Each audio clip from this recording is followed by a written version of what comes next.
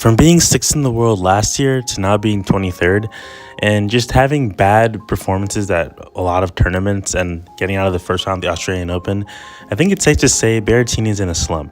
But before we get into the video, 96% of you guys watch my videos aren't subscribed. So if you guys enjoy tennis content like this, make sure to drop a like and subscribe and check out my other videos. Alright, so Berrettini kind of had like a huge breakout season in 2021 and also had a really strong season in 2022, even though he did deal with some injuries. But in 2021, he made the finals of Wimbledon, which is obviously what the highlights are right now. But he was able to take a set off of Djokovic and keep the next 3 sets close. Even though he did lose in 4 sets, he kept it close and really competitive. So that was a really good match from him. And obviously, he's a really strong grass player. I mean, he's not that good on clay. He's not terrible, but he's pretty good on the hard court. But grass is definitely his strongest surface, as he has like a really good serve and a really good forehand. And he's not really known for having that good of a backhand. I mean, he used to only slice things, but it's getting better now. Alright, so a big reason to his slump right now is definitely due to injuries.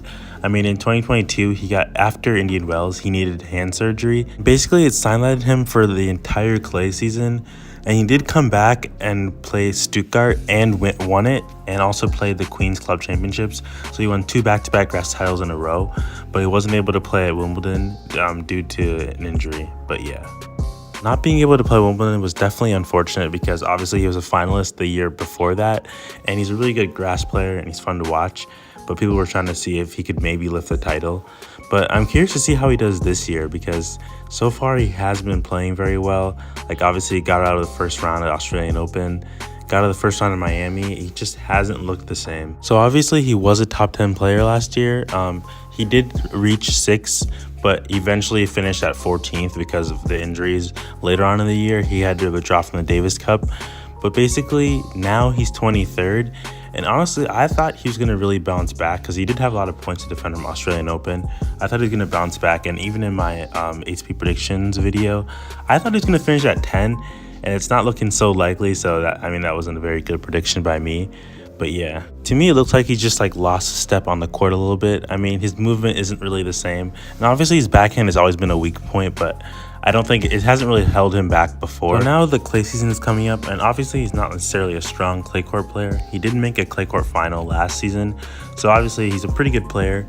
And let's see if he can find some form, but definitely needs to recover from the injuries because I think it's kind of holding him back. Berrettini also played a challenger tournament right before Miami, which is kind of unusual with his ranking, but I think he definitely needs to find some more confidence. Alright, so I want you guys to comment what you guys think. Do you guys think he'll get back into form soon?